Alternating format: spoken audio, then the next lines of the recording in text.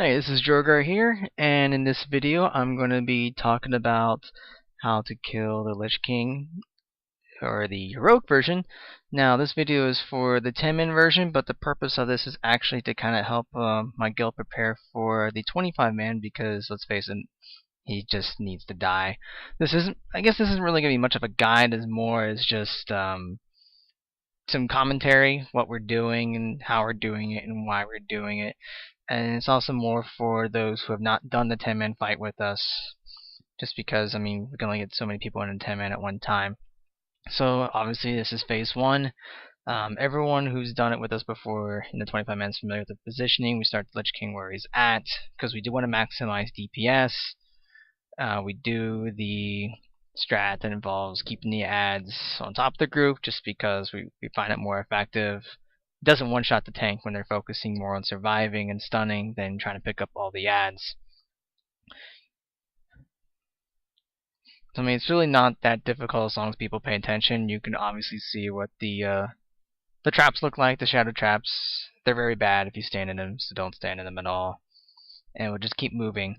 You just have to really note the positioning. You want to make sure that the shambling horror is far enough away so that when the disease spreads, it goes to the off tank instead of anyone else in the group. But at the same time, it needs to be close enough so that everyone else can get over there quickly. Basically, what I recommend is just being close enough so you can get there in 4 seconds. Ideally, you want to get into 70% shortly after the second horror comes up. There it is right now. But it's not the end of the world if you don't. Just as long as you keep stacking up the disease, they will go down eventually. So you really don't have to worry about picking ads. So we should be getting close to the 70% mark. So at that point, the entire raid should be getting close to the edge. Just that way you don't get killed by Remorseless Winter. That would be bad. Because, I mean, transitions can always be very tricky. There he goes. So now everyone should be going in. You gotta be close enough, because otherwise you take a lot of damage. And, I mean, when all else fails. Thanks for pressure on. Fuck yeah. Thanks, Mont. But yeah, basically you just want to make sure you have cooldowns ready if people are very far away, so you want to be very close. Now, notice that at this point there's still going to be some horrors up. That's fine.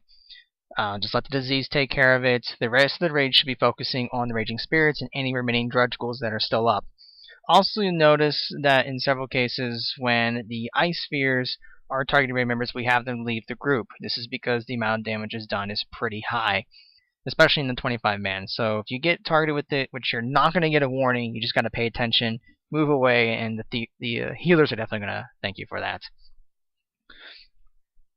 So at this point, you'll probably still have one Raging Spirit up when you get to the phase transition. There's that third one. You should be able to get the other two down if DPS is on the ball.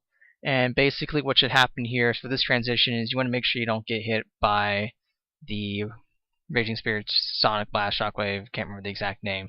So the DPS should be running outwards while the off tank is hitting right across past the Lich King. So I mean, that looks like the correct position, yeah. So it's close enough so that way the melee can still damage it, but it's facing the opposite direction so no one else gets hit by that silence, because that would be horrible. Now for phase 3, we haven't gotten quite far yet in the 25-man, so I really want you guys to focus on seeing how the positioning is set up, especially right when the Valkyries spawn, because we want to make sure that they spawn far enough away to maximize its distance. That means it gives us a little bit more time for getting them down. In 10-man, it's almost trivial, because there's only one, and you only have to get to 50%. That's really not much to worry about. But for the 25-man, you got 3 going on, and they're going to fly really fast, and it's just really bad. We got to make sure we focus on stunning. I mean, I did the math the other day, and you're looking at about 2 million damage in a very short amount of time. So as soon as those 3 Valkyrie are up, we got to focus all DPS on them, doing any types of cleaves or splash damage, or if you're better at single target damage, then go ahead and do it.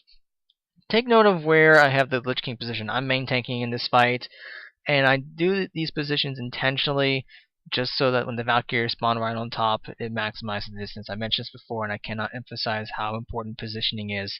If we have Lich King anywhere closer to the edge, that's just going to give us less time to burn them down. So we always want to try to stay in the middle as much as possible. Which leads me to the next point. We have to really be on the ball with the files. As you're seeing already in a couple of these clips, standing in there for even 1 second can cause them to grow very, very quickly. They grow much faster than in the 25-man, so you got to get out of there.